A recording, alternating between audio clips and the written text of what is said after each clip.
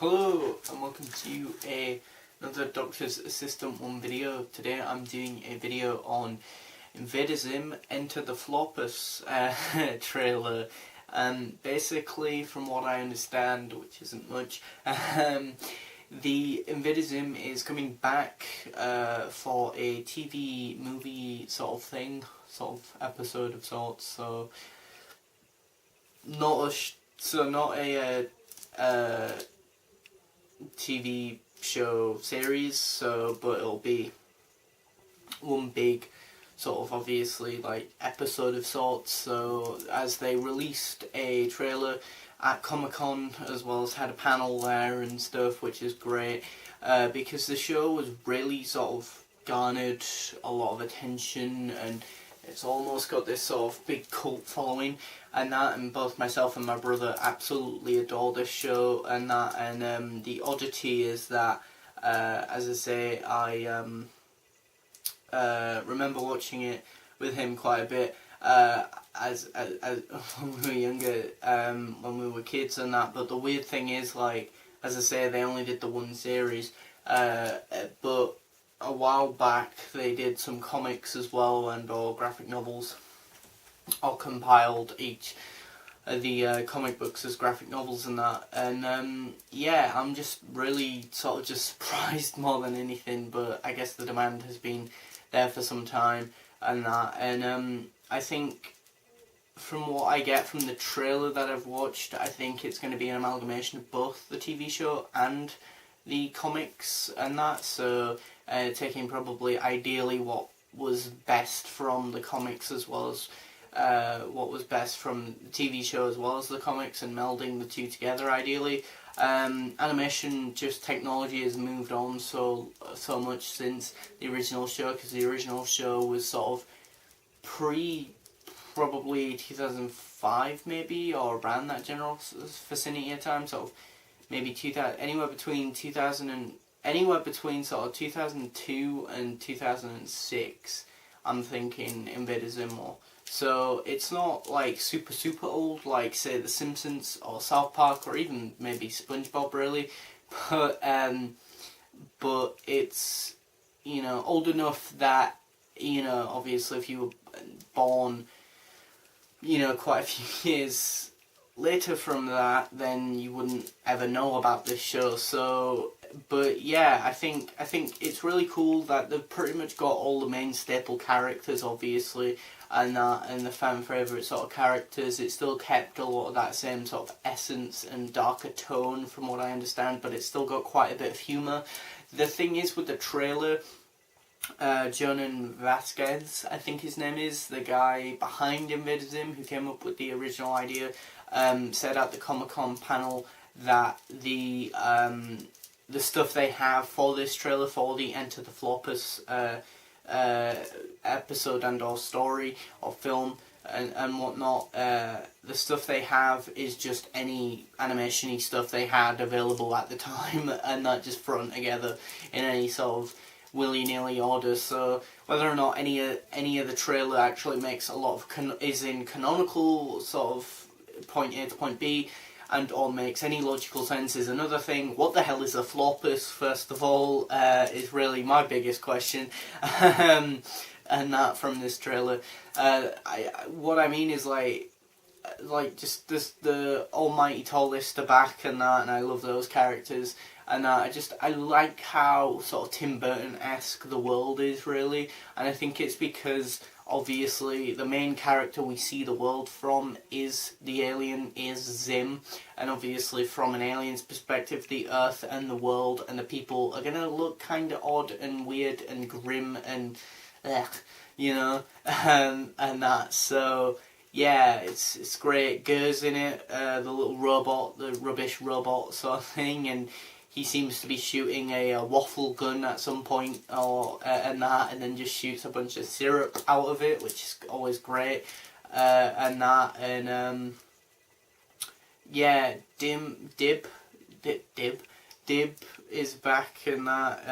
the main guy who suspects that there's something wrong with Zim and that he's an alien. But I think a lot of time there is clearly sort of a time gap between the two sort of the comics or the show or whatever it is previously set in terms of the storyline, sort of thing. Because Dib looks like he's sort of grown a lot more hair and that, and just generally looks more grotesquely sort of like he's being sort of sheltered away from the earth and that, because Dib's character is very much a sort of reclusive, sort of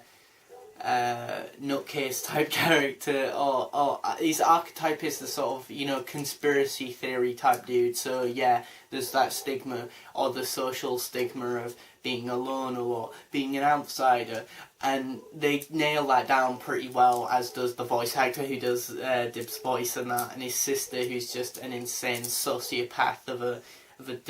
demonic sort of goth girl type thing, gone rogue. And that, so it looks to be that like they've got some decent sort of balance, some of the humour, and ideally have got an interesting story to tell. I wouldn't know, because again there's no real audio either besides just music, so there's no dialogue, which is a bit odd, because I think they'd said literally at Comic-Con like this was just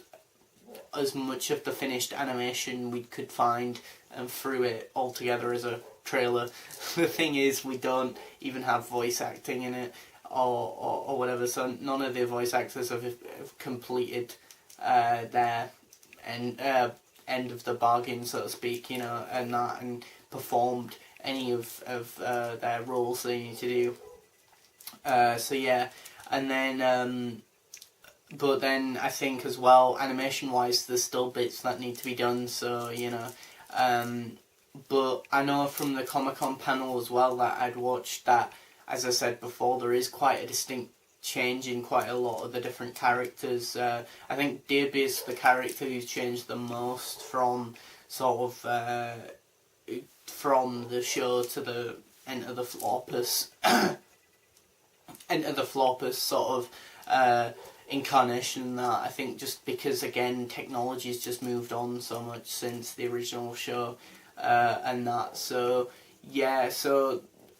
so there were bound to be differences in terms of their sort of look, or how more refined the newer characters look anyway. At least they haven't obviously completely changed them, you know, and that, but as in like Zim's green looks a bit more sort of lighter, paler green in comparison to his early ones where it's a lot darker, or it might be vice versa, I can't quite remember off the top of my head, but as I say, they showed some of the differences. They have the iconic house with the weird like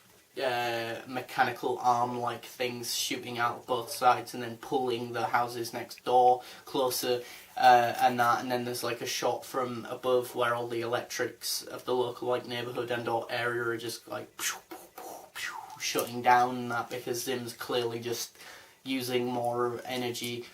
to do what he needs to do in the house and that, so and whatnot. So there looks like there's bits where, or there's a bit where maybe Zim have to look over some sort of previous missions and or things they've done on Earth with the great, the Mighty Tallest even, because there's like a giant screen, the Mighty Tallest, and there might be some other figures, as I say, so which might suit, or in my head makes me think maybe Zim and Gur are there and they're being interrogated and or put on sort of trial almost like Doctor Who, and that, you know, often with the Time Lords, so which would be interesting. So I can't remember if they ever did that in the main show, but that would be a cool segment to have anyway. So almost sort of just going over some of the highlights of the TV show and whatnot, so refresh everyone's brains, or get new people maybe caught up to speed if anyone new watches this TV film for one reason or another. So yeah, it was fun, it was entertaining, and I can't wait for the TV movie thing. So yeah, thanks for watching, comment, rate and subscribe.